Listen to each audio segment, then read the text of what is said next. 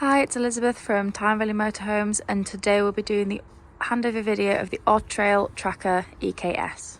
So the first thing you'll come to behind your driver's side door is your hookup point. So you want to lift the flap on the vehicle, and then you want to lift your collar on the hookup cable and just align it up on the inside.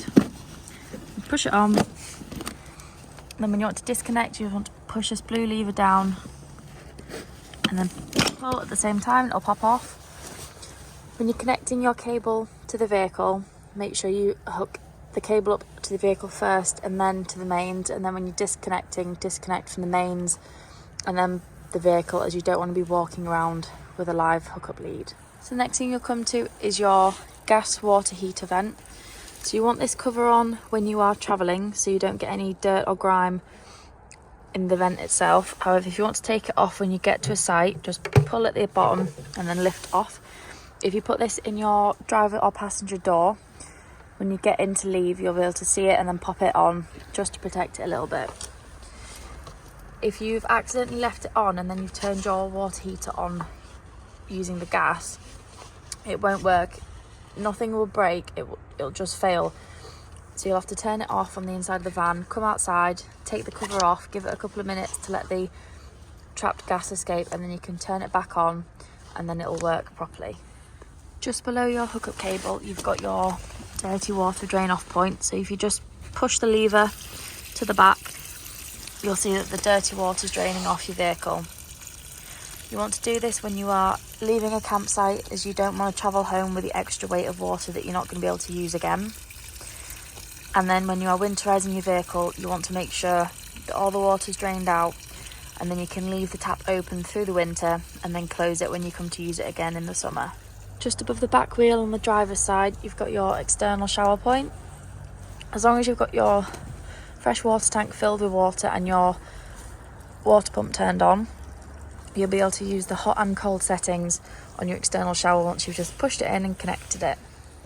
The next thing you'll come to is your cassette locker. So as long as the blade on the inside of the toilet is shut, you'll be able to pull this orange handle up and slide your cassette out. To empty it, you want to unscrew your cap, and then when you're tipping it up, you want to press this orange button in here. This just allows some air in and stops it from glugging when you're emptying it. You can then fill it with some water, give it a good swirl around, empty it again, and then before you put it back into the vehicle, pop some blue or green liquid in your cap, pop it down the spout, and then you can push it back in, lock it in, and then it's ready for use again. At the back of the vehicle, you've got your wet locker. So if you use this key to unlock both locks, you can then grab the top and just with your foot, just gently bring it up. You can then store all your wet items all the way across to the other side of the vehicle. Just below your wet locker is your fresh water drain off point. So if you twist this handle around, you'll see the water's coming out. So you want to do this when you're winterising your van, so you don't have any water left in the tank to freeze and cause damage over winter. But you also want to do it if you're not using the van for a couple of months. You don't want the water to go stagnant, or if you've taken on board a source of contaminated water, you can drop all of your fresh water out of here. You can also bring it out of its holder and just lie it on the ground a little bit, just so the water comes out quicker, and just make sure all the water is drained out of the pipe. At the back of the vehicle, at the top, you've got your reversing camera. You've then got your bike rack that will hold 2 bikes. You've got your spare tyre locker, and then you've got your tow bar as well at the bottom.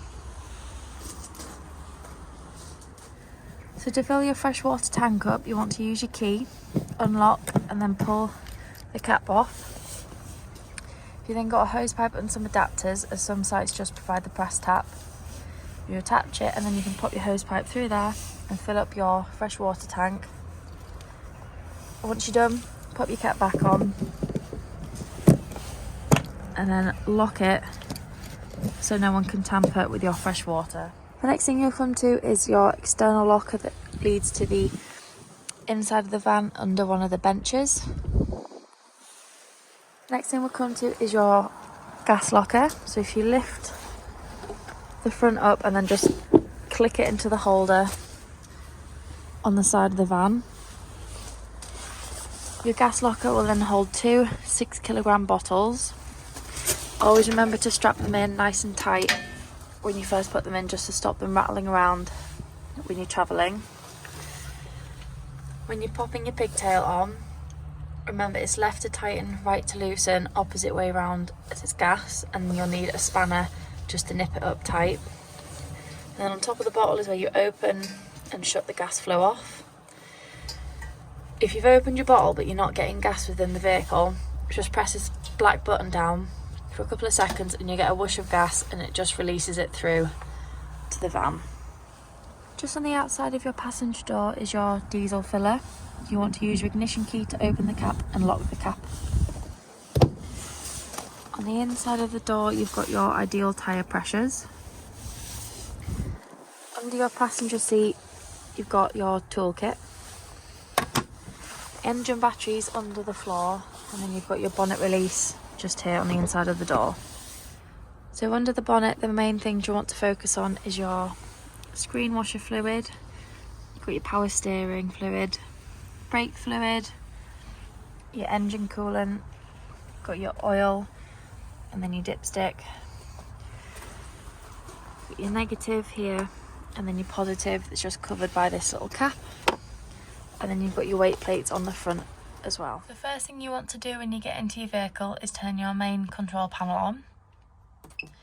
This will turn your internal lights on, but you can turn them on and off from a rocker switch throughout the vehicle. The one below is your water pump. Next to it is your awning light. And then you can switch between your leisure battery and your vehicle battery. And then all these arrows you can flick through and find out different information like your freshwater levels, your wastewater levels, your battery, solar, external temp, a few other things. Next to your control panel you've got your heating on electric and then your hot water on gas. So on this side you've got 2 kilowatts off, half a kilowatt and 1 kilowatt of energy. So you just turn the grey dial around. And then the black on the inside is your temperature, so you can have 9 all the way down to 1. Green means it's on and working. If you get a red light here, it could mean that you're not hooked up or there's something slightly wrong, so just check what the red light is before you continue using. On the other side you've got your hot water on gas, so again the grey flicks round to the little gas symbol, and then you can have 70 degrees of water all the way around to 30, depending on how hot you want the water to be. And you've got light switches here as well. As you can see from the steam, we've got the hot water running. It's nice and hot and up to temperature. Here we've got all 3 gas burner hobs working. Just remember that once you've used them and turned them off, wait until the metal is fully cooled before you put the glass lid down, as it can shatter if it's too hot when it touches the metal. And here we've got the grill and the oven working on gas. So on the other side you've got your fan speed. So if you've got it on automatic, it will automatically push the air around the van when the heating's turned on. Or if you want to select the fan speed yourself, you can turn it around to manual, and then on the top half of the dial you can move it around from 5 all the way down to 1, depending on how fast you want your fan speed. So to light your heater on gas, you've just got to push it down and turn it around, and then wait for the flame to light on the inside, as you can see here. And then you can go from 1 all the way up to 5, depending on how hot you want your fire. So when using your fridge, you can manually change the different energy sources. So you can have it on hookup, you can have it on gas, or you can have it on engine battery. This is only for when the engine's running. As you see here, there's a warning triangle. It's because the engine isn't on at the minute. But you can also change your temperature from 1 all the way up to 5. 5 just keeps the fridge colder quicker. Once you've got your fridge to temperature, just bring it down to 3 or 4, as 5 can sometimes produce ice within the fridge. So in the bathroom you've got your shower, your 2 doors that come together magnetically. You've got your drying rail, you've got your sink, a mirror, you've got your cupboard, and your light switch just on the inside. And then when you come to use your toilet, as long as the water pump's on and you got some water in the fresh water tank, if you press the blue button, you'll get a flow of water into the bowl. And then if you push the grey lever across, you open the blade up. Just always shut it after use to stop any smells coming through.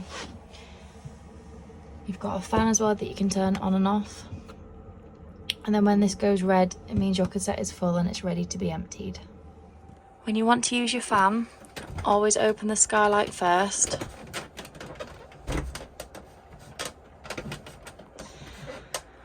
And then depending if you want the air to be pulled out of the vehicle or sucked in, just turn it on. And then press the way you want the fan to go. The more red buttons, the quicker the fan speed. And then to swap direction, press the other button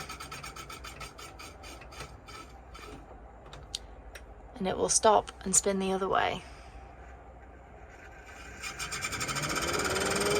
And then to turn it off, just press the middle button.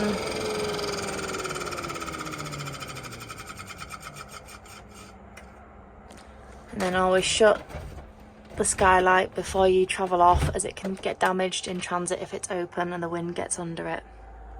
To make the lounge up into the bed, it's super simple. All you have to do is lift one of the cushions up and then pull the base out into the middle, and then do the same on the other side. You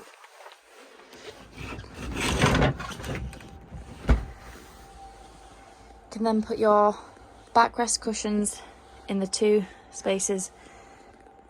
You can then put your backrest cushions in the 1 space that's left. And then you have a nice large double bed all set up and ready. Just next to your heater, under the seat, you've got your boiler and then your boiler drain down. So this yellow toggle lifts up and allows all the water to drain out of the boiler. You want to do this when you are winterising your van, as if the water freezes in the winter it can cause damage to the boiler. At the same time as you're draining down the water, open your kitchen and bathroom taps to let all the water run out of the pipes at the same time. Just next to your boiler drain down, you've got your gas isolation valves. You might not necessarily need to use them, as they are used during the habitation service. However, if you're going on a ferry or if you think you've got a leak, you can turn them off here and at the gas bottle as well. When you want to use the bed above the cab, you want to just bring the base forward all the way, and you can push the mattress back and then fold the straight edge down. You've then got the ladders there that just clip onto these 2 hooks here, and you can easily climb into bed. Then you've also got these 2 lights here that just turn on and off with a button. And then your skylight the skylight also has a fly screen, and you've got a blackout blind as well for when you're in bed. The skylight at the front of the vehicle also opens as well, so you just want to pull the handle down and then you can unwind it.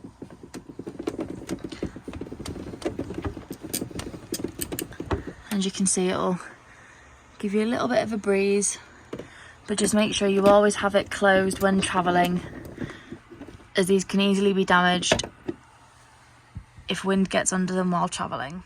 So when using your radio, you've got your volume buttons here on the left, and you've got your button to eject CDs. On the right hand side, you've got your power button to turn it on and off.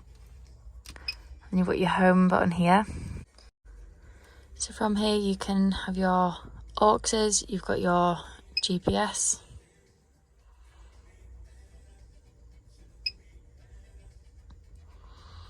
So as you can find, you've got your route. You can flick through different settings as well.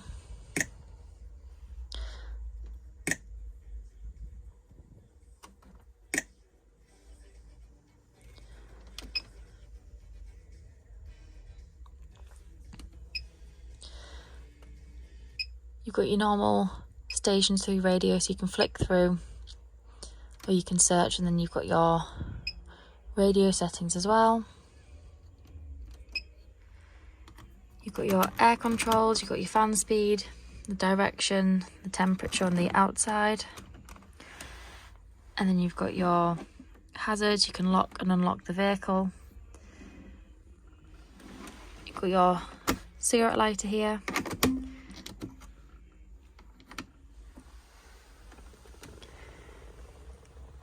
And then on your dash, if you click the mode button, you can flick through your menu.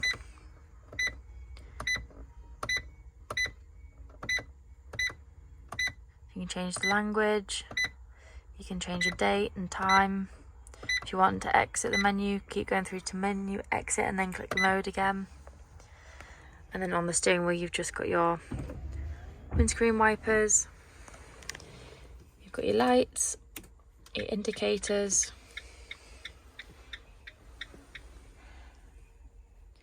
and then you've got your cruise control down here, so if you turn it on and off down here.